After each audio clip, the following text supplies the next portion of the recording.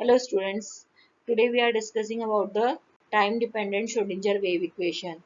Before talking about the time dependent Schrodinger wave equation, I want to say something about the wave function. As you know that in the quantum physics, de Broglie said that there is a wave associated with each and every moving particle. It means that uh, particle shows wave nature, and this wave nature is depicted by a function, and that function is known as a wave function. So wave, what is the wave function? The wave function is a function which represent the matter wave. This Schrodinger wave expression express the wave function psi in a different physical condition, and this equation tells us the behavior of wave function associated with the atomic particle. Equation can be established just like a ordinary progressive wave equation. So there are two types of a Schrodinger wave equation. One is a time dependent Schrodinger wave equation. Another one is a time independent Schrodinger wave equation. Time dependent Schrodinger wave equation is applicable where the particle is changing its energy with time. It means that suppose that we are providing energy to a particle, and in such a condition the electron is moving from S shell to P shell or P to D, like that. In this condition, and the particle is changing its energy continuously. But when particle is not changing its energy, it means that particle is revolving in a constant orbit. At that time, its potential energy is also constant, as well as it is moving with a constant kinetic energy. So in this condition, and the particle is not changes energy with the time. That time the way the uh, wave equation which is applicable on this such type of a particle is a independent wave equation. Now we are going to derive the time dependent wave equation. So as we know that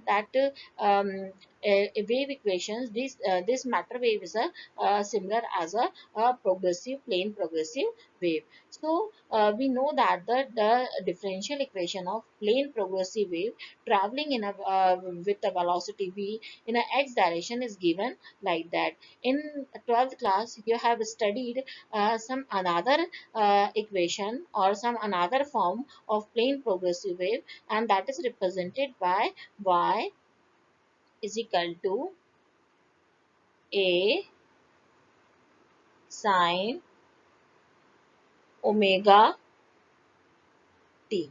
Okay, sine omega t. So this is also the this one is also the solution of plane progressive wave equation, but it is not a second order differential equation. This is the simple representation of the wave equation. And but if we want to represent a wave equation in the form of second order differential equation, so when we are putting this value, the value of y is equal to a sine omega t minus kx in this equation, so what we will get the when we are putting the value of a sine omega y is equal to a sine omega t x in at the place of y in right side and left side, what we will get the both are equal. RHS is equal to the LHS, and such a condition, then we can say that y is equal to a sine omega t is the solution of this equation. So in this way, if you are putting the cos in the any wave equation which is in the form of cos, and you substitute the value of that wave equation in this equation, then only you can get right hand is equal to the left hand side. So this type of a equation is also is known as a second order differential equation of the Rowan progressive wave, or we can say that this is the one form of the plane progressive wave in the form of second order differential equation. So now what we are doing, we are just replacing this y with a psi and this p v with a vp. To converting this equation from classical form to its quantum form. So as we know that Vp is Vp is the omega by a. And what is Vp here? Vp is the phase velocity, and phase velocity is omega by a. So we are going to substitute the value of Vp. We substitute this Vp is in the denominator. So when we are going to substitute the value of Vp in denominator, omegas come in the denominator, but k go back to the numerator. So now our equation is converted in this form. So this is the purely this is the pure wave nature of the equation, because omega and k are the constant which represents the quantities which represent the wave nature only. So the equation, the solution of this equation is the chosen solution of this equation is y is equal to a e raised to the power minus I omega t t minus kx. Now the biggest question is, why only we choose this solution? Why we are not choose any other solution? As we know that psi is a complex quantity, and the complex psi is a complex quantity, so that it have the real number as well as it have the complex number, sorry, imaginary number. So we know that the complex quantity, the equation of any complex quantity, or we can say that the if a quantity is moving in a sinusoidal form, then, and we can say that the equation of that type of a quantity is represented by y is equal to, in a complex form, y is equal to sine theta I, theta plus I, sorry, theta plus I cos cos theta. Okay, so this is what is this? This is nothing but it is a sinusoidal form of the wave equation, or we can say that this is the one of the solution of our wave equation. So in this, sin theta is the real quantity, and I cos omega cos theta is the imaginary part of a complex number. So the Euler equation of this such type of a equation is given in the form of exponential. So this is the one of the form which is also the solution of this wave equation, and it's contain the real part as well as the complex part. So this sinusoidal form, this sinusoidal equation is written in the its Euler form. Okay, and here we have seen that this contain the real part also, and the imaginary part also. Okay, so that's why we take this equation, this solution for our progressive wave equation. Okay, now what happened? Now the next problem which we have seen here, that omega and k both represent the wave nature only. There is we are not finding any quantity here which represent the particle nature, and psi is a quantity which represent a particle nature as well as a wave nature. Therefore what we are doing, we are just changing these two quantities with quantities which represent the wave nature as well as the particle nature both. And as we know that in quantum physics, that omega is related with the energy and k is related with the momentum. How this we can calculate in a below derivation. So as you know that by the Planck's law we know that E is equal to h nu. Okay, and nu is equal to omega by omega upon 2 pi. So I'm going to substitute the value of this nu here, value of nu here. So what is the value of nu? Nu is equal to omega by 2 pi. So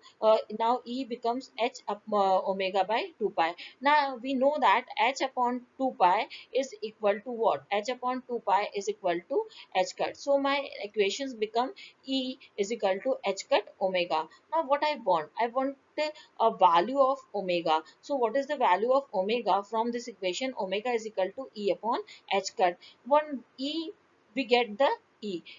What E represents? E represents the energy. G and omega is the frequency. So frequency is related with the energy, and we know that the main aim of the wave is transform the energy from one place to another place. So E is basically represent the wave nature. Now we are talking about the K. So as we know that by the de Broglie hypothesis, that P is equal to h by lambda, where P is the momentum of the particle, lambda is the wavelength and of matter wave, and h is equal to Planck's constant. And as we know that lambda is equal to h by 2k, where k is the propagation constant. And so I'm going to substitute the value of lambda here. So when I am going to substitute the value of lambda here, my equation becomes like that: 2k upon on sorry h k upon 2 pi.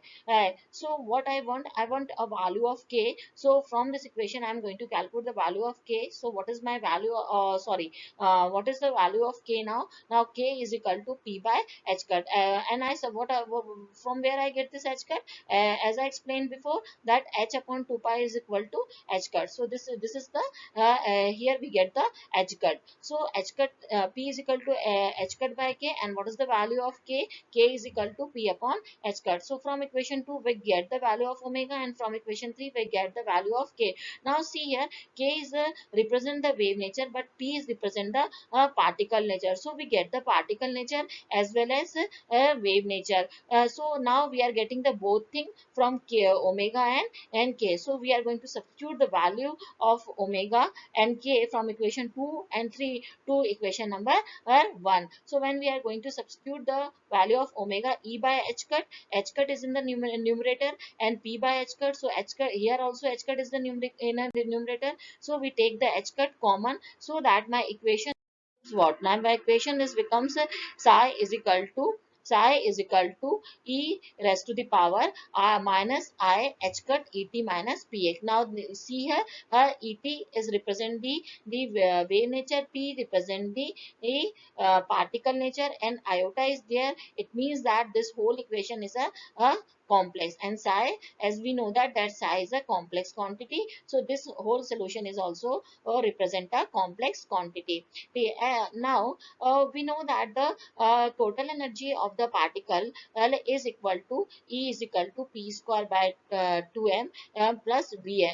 It is in the classical mechanics. So what is the main function of the wave? The main function of wave is transfer the energy, and here also the particle in the form of wave also transfer the energy from one place to another place. So which type of energy? The energy which is the sum of kinetic energy plus potential energy. So we are converting this equation one in a quantum form by multiplying the psi both sides. So we are going to multiply the psi both sides. So now our particle is going to be a this matter wave is going to be a transfer the potential energy and kinetic energy, by potential energy as well as kinetic energy. So this is the equation, and in which we are representing thing that particle is the particle is transfer the energy in the form of in particle in the form of wave. Okay, so this equation helps us to form the Schrodinger wave equation. And so what we are getting here, we are getting here the one thing which is the total energy Eh, and when we see back in equation 4, or E is also present in equation number 4, as well as we get the p square psi here, and we are getting p in equation number 4 also. It means that with the help of equation number 4 and 5 we are able to construct the Schrodinger wave equation. So now sure, because the second in classical mechanics the wave equation is in the form of second order differential equation. Therefore, or we are also creating the Schrodinger wave equation in the form of second order differential equation. Therefore, we are differentiating in equation number 4 with respect to t and then with respect to x. So first we differentiate equation number 4. We differentiate equation number 4 with respect to t. When we are differentiate equation number 4 with respect to t, what we get this I minus I e upon x h square a e raised to power minus I h cut e t minus px. How I get this thing? And as you know that whenever we are differentiating e raised to the power e raised to the power ax, when we are differentiating e to the power ax, what happened? And as you know that when we are differentiating e to the power ex, first e to the power ex is right as it is, e to the power differentiation. We are doing differentiation of e to the power x with respect to e x. Okay, so when we are differentiating e to the power x with respect to x, what we are getting? We getting e to the power x as it is. After that, we differentiate the power of uh, e. So when we are differentiating power of e, what is the power of e? Ax. So when ax is differentiated, at what we will get? We get only a. So sorry, this is a. So what we are getting? We are getting e to the power ax multiplied by x a. When we are differentiating what? E to the power ax. So in a similar way, when we are differentiating in what? We are differentiating this equation number 4 with respect to x. What we will get? We will first we get this equation as it is a in the as e raised to power ax. We get similarly we get what? A e raised to power minus I upon h cut et minus px. After that we differentiate the power of e. So when we are differentiating the power of e minus I h cut is a constant, so it's come here. Or when we differentiate this with respect to t, so et, when et is differentiate with respect to t, what we will get? E.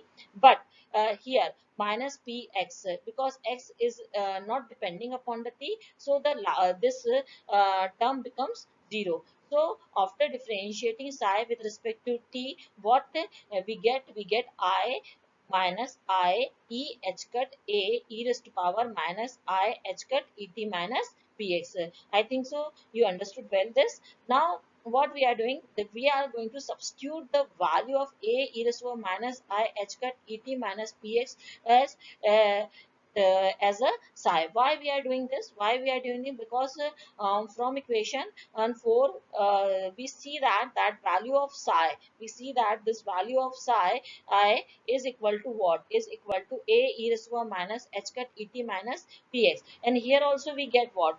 Again we get the psi back. So instead of writing this whole equation, we only write what? Psi. Okay, so the what is our next term? Del psi by del t is equal to minus I e x e psi by h cut. Okay, now what we need? We need the value of e psi. So when I am going to calculate the value of e psi from this equation, what happened? This I is come inside the numerator. So when it's come in a, here it is in the numerator, but when it's come back here, so it is come into the denominator. So h cut upon I. Okay, h cut upon I e psi is equal to what? H cut upon I del psi upon del t. Okay, so now what happened? This I means this iota, the position of iota is in the denominator, and in a complex quantity we never ever write I in a denominator. It is always come in a but with a multiplication with any quantity. So to take this I in a numerator, what we are doing? We are rationalizing it. So how we are rationalizing it?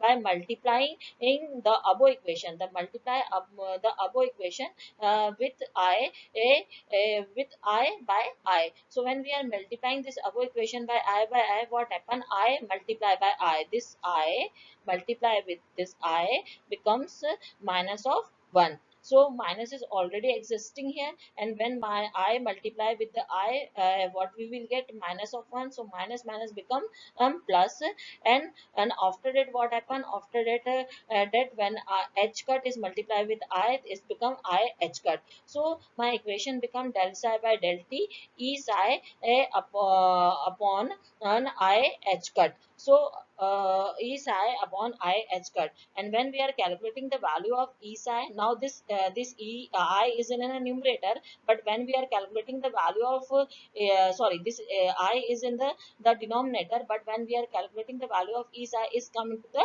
numerator. So when we are cross multiplying it, what value we will get? E psi is equal to I h cut del psi by del t. So this is what, this is nothing but it is a value of energy. Now I am going to calculate the momentum. So as you know, as you see here, the value of momentum is in the form of p square psi. Therefore we differentiate equation number 4 or with respect to s twice. Why we are doing it? I am going to simplify it here. When we are differentiating the equation number 4 with respect to s, what we will get? As first we differentiate the a e to the power whatever, where we differentiating, so it's come same as it is. After that we differentiated what? The power of e. So when we are differentiating the power of e with respect to s, et becomes 0. Why et becomes 0? Because t is not a function of x. So in this situation we are getting what? We are getting in minus minus become plus, I multiply by p upon h cut. So here we get the I p upon an h cut square. So again this equation, we are here we are, if we are going to substitute the value of a e raised to power minus I h cut et minus p replaced by the psi, then our equation become this. But in this situation we are getting the value of p psi, and what we needed the value of p square. So that's why we again differentiate this equation with respect to x. So again we are differentiating this equation with respect to x. So now we differentiate which equation? This equation, not equation number 4. Now we are differentiating this equation. So when we are differentiating this equation with respect to x, again what we will get? We will get what? This again we are getting the same, this a e raised to power minus I h cut et minus ps we get as it is. After that we differentiate the power of e again. So when we are differentiating power of e, what I am getting? I p by h cut. But from the first differentiation we get already we have I p upon h cut. So when we multiply this both, what we will get? I iota multiply by iota become minus of 1, so that we get the minus value here. P multiply by p become p square. Substitute the value of this whole equation equal to psi. So a e raised to power minus h cut by et minus px becomes psi. H cut multiplied by h cut becomes h cut square. So what is the value of now p square psi? The value of p square psi is equal to minus h cut square del psi by del x. So now we having a value of e psi as well as the value of p square psi. So just we substitute the value of this e psi and p square psi in equation number 5. So when we are going to substitute this value, what we get? Right. So this is my equation number 5, this is my equation number 6, and this one is equation number 7. So from equation 6 and 7 we substitute the value in equation number 5. So at the place of e psi, when I substitute I h cut del psi by del t, this comes here. After that, at the place of p square I substitute the value h cut square. So in the denominator there is 2 pi. So minus I h cut square upon 2m multiplied by del square psi by del x plus v psi. So this total equation is known as a time dependent Schrodinger wave equation. So this is the time dependent Schrodinger wave equation. In my next video I am sharing with you the solution of time independent wave equation. Thank you very much.